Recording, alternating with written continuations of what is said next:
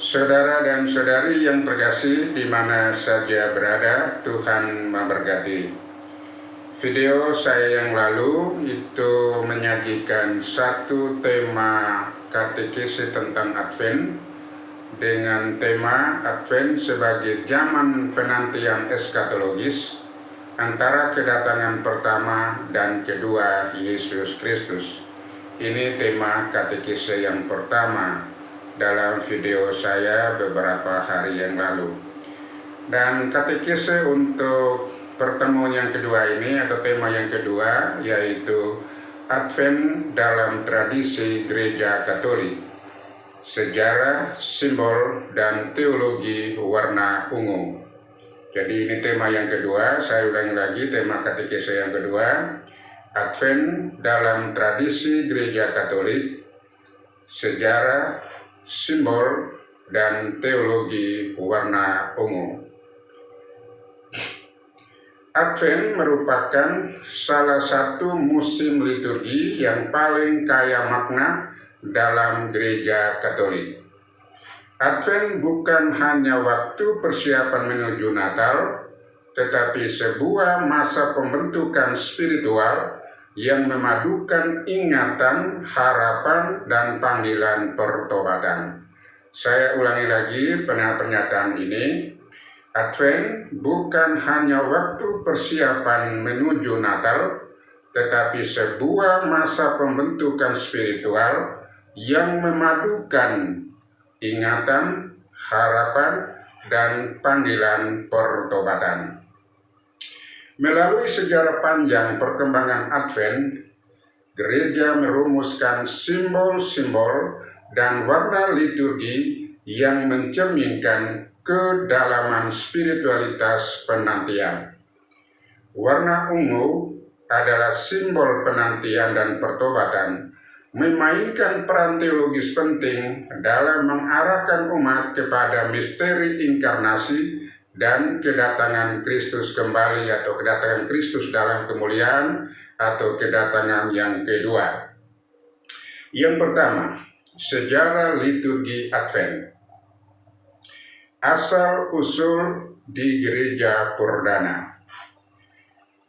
Meskipun Natal baru dirayakan secara resmi pada abad ke-14, akar Advent dapat ditelusuri ke praktik-praktik puasa dan persiapan sebelum Natal di wilayah Galia dan Spanyol pada abad ke-5 dan pada abad ke-6.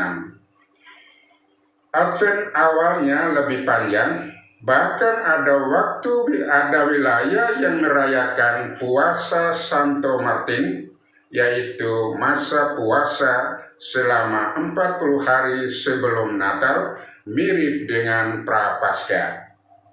Yang kedua, penetapan struktur 4 minggu.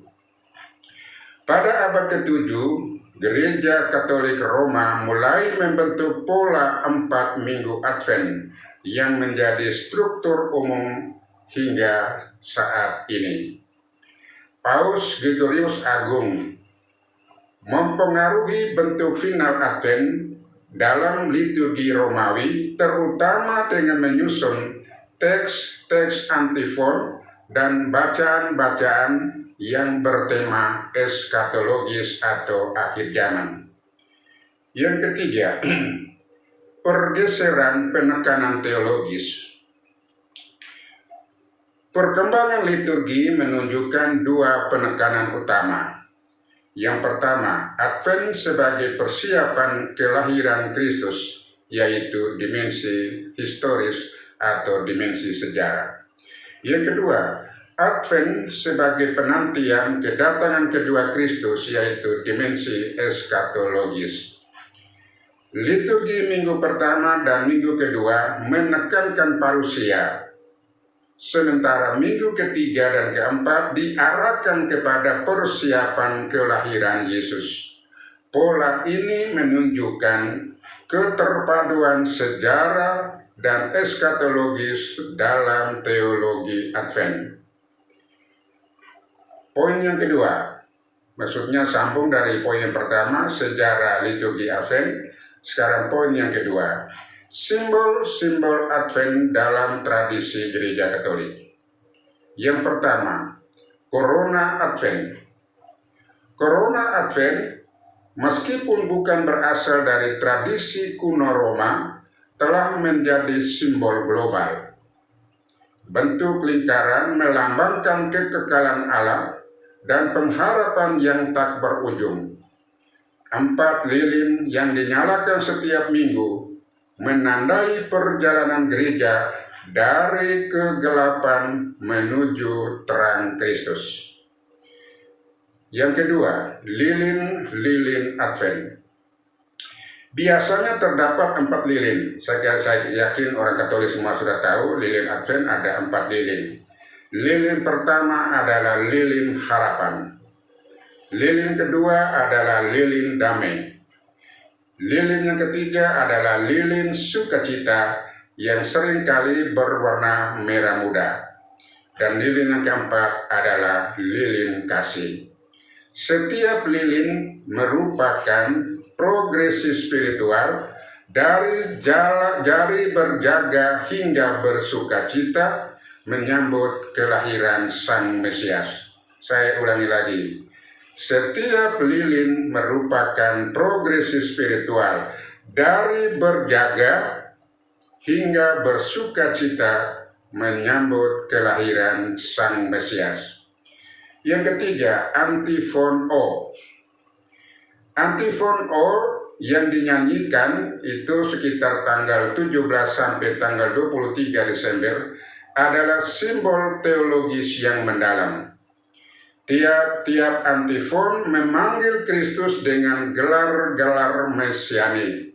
Misalnya, O Sapientia, O Adonai, O Radix Gese, dan seterusnya. Rangkaian antifon ini menandai intensifikasi harapan gereja akan misteri inkarnasi. Dan saya berjanji untuk antifon O ini akan saya buat video tersendiri. Ya, supaya umat Katolik tahu apa artinya antifon O. Nanti saya sudah menyiapkan materi untuk membuat video tersendiri.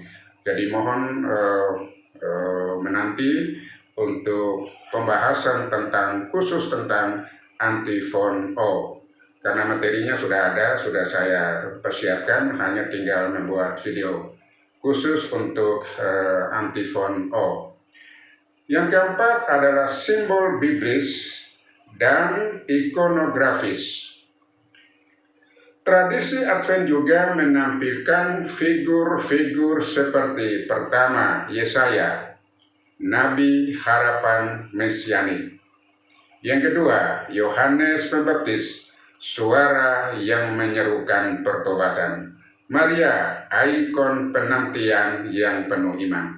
3 tokoh ini selalu ditampilkan selama masa Advent. Saya ulang lagi 3 tokoh. Yesaya, Nabi harapan mesianik. Yang kedua, Yohanes Pembaptis, suara yang menyerukan pertobatan. Maria, ikon penantian penuh iman. Simbol-simbol ini mencerminkan gambaran perjalanan rohani gereja dari nubuat ke kepenuhan janji Allah. Saya ulangi lagi, simbol-simbol ini mencerminkan gambaran perjalanan rohani gereja dari nubuat ke pemenuhan janji Allah sendiri tentang keselamatan. Poin yang ketiga, teologi warna ungu dalam Advent. Warna liturgis bukan sekedar dekorasi estetis, tetapi ekspresi teologis yang membingkai pengalaman iman. Yang pertama, warna ungu sebagai simbol pertobatan. Dalam tradisi Gereja Barat, ungu melambangkan 1. penyesalan, 2. penantian, 3. kerendahan hati, yang keempat, kesadaran akan ketidaklayakan di hadapan Allah. Jadi warna ungu melambangkan 4 unsur, 4 makna, yaitu Ungu melambangkan penyesalan, melambangkan penantian, melambangkan kerendahan hati, melambangkan kesadaran akan ketidaklayakan di hadapan Allah. Ungu dalam Advent tidak setradisional ungu Prapaskah, tetapi tetap menandai panggilan gereja untuk bertobat sambil menanti Kristus. Yang kedua, ungu dan penantian eskatologis. Pewartaan minggu-minggu awal Advent mengingatkan umat akan penghakiman dan pemurnian akhir zaman. Warna ungu merangkum ketegangan eksistensial ini. Umat menanti dengan takut akan Allah sekaligus penuh kerinduan akan kedatangannya. Jadi ketegangan antara takut akan Allah sekaligus penuh kerinduan akan kedatangan Tuhan atau kedatangan Allah. Yang ketiga, perbedaan ungu Advent dan ungu Prapaskah. Ini supaya umat bisa tahu perbedaan ungu pada masa Advent dan ungu pada masa Prapaskah. Meskipun keduanya sama-sama berwarna ungu, maknanya memiliki nuansa yang berbeda. Ini supaya umat Katolik tahu. Meskipun kedua-duanya sama berwarna ungu, tetapi maknanya memiliki nuansa yang berbeda. Ungu pada masa Prapaskah itu fokus pada tobat, penderitaan, dan penyangkalan diri. Sedangkan ungu pada masa Advent fokus pada penantian penuh harapan, kesiapsiagaan, dan pembaruan hati. Jadi saya ulangi lagi, warna ungu pada masa Prapaskah fokus pada tobat, penderitaan, dan penyangkalan diri. Sedangkan ungu pada masa Advent adalah fokus pada penantian penuh harapan dan kesiapsiagaan dan pembaruan hati. Tradisi liturgi modern bahkan merekomendasikan penggunaan ungu yang lebih lembut pada Advent untuk menonjolkan nuansa harapan. Yang keempat, Minggu Gaudete atau Minggu Sukacita, peran warna merah muda. Jadi kita orang Katolik sudah tahu semua, umat Katolik saya yakin tahu semua kalau Minggu Gaudete pasti warna liturginya itu merah muda. Itu kesulap pastor warnanya merah muda. Minggu ketiga Advent merupakan warna merah muda, melambangkan sukacita sebagai jeda spiritual dalam perjalanan penantian. Ini menegaskan bahwa penantian bukan ruang suram, tetapi perjalanan menuju terang Kristus. Saya ulangi lagi karena ini penting. Minggu ketiga Advent menggunakan warna merah muda, melambangkan sukacita sebagai jeda spiritual dalam perjalanan penantian. Ini menegaskan bahwa penantian bukan ruang suram, tetapi perjalanan menuju terang sejati, yaitu terang Kristus. Poin yang keempat adalah implikasi pastoral dan kateketik. Ya, memang harus begitu, harus ada implikasi pastoral dan kateketik. Ya, bagi kami yang belajar khusus ini memang penting, implikasi pastoral dan implikasi kateketiknya. Simbol-simbol Advent dan warna ungu memiliki nilai formasi iman. 1. Membangun kesadaran akan sejarah keselamatan. Kedua, mengajar umat bahwa waktu liturgi adalah waktu rahmat. Ketiga, menyadarkan umat akan keterpautan historis dan eskatologis iman. Yang keempat, mengajak mengajak seluruh umat gereja memperbaharui hidup dalam terang pengharapan. Yang kelima, mengembalikan makna Advent di tengah budaya konsumtif yang mendefinisikan Desember sebagai musim belanja. Ini penting bagi orang Katolik. Saya kembali lagi ke unsur yang kelima, penting unsur kelima. Mengembalikan makna Advent di tengah budaya konsumtif yang mendefinisikan Desember sebagai bulan belanja. Ya, ini peringatan untuk orang Katolik ya. Jangan menjadikan bulan Desember itu bulan foya-foya, bulan belanja ya. Dalam konteks ini, Advent menjadi kritik kultural mengingatkan dunia bahwa penantian rohani lebih vital daripada dekorasi dan pesta. Ya. Boleh-boleh saja beli pohon Natal dengan harga puluhan juta berapa, boleh-boleh saja. Ya, tapi yang terpenting adalah penantian rohani, bukan dekorasi, bukan pesta. Ya, jadi ini yang penting. Sekarang poin yang kelima adalah kesimpulan.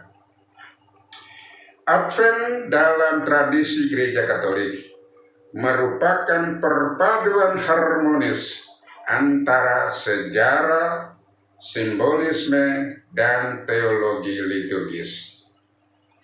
Jadi sangat kaya, masa Advent sangat kaya dengan simbol-simbol, tapi kalau umat Katolik tidak mengerti simbol-simbol itu memang ya sangat mengecewakan, karena Gereja Katolik itu mewartakan melalui simbol-simbol. Perjalanan sejarahnya mengungkapkan dinamika pemahaman gereja akan misteri keselamatan. Simbol-simbol Advent termasuk Corona Advent dan antifon O memperkaya pengalaman rohani umat. Warna ungu menjadi tanda visual dari penantian yang serius namun penuh harapan.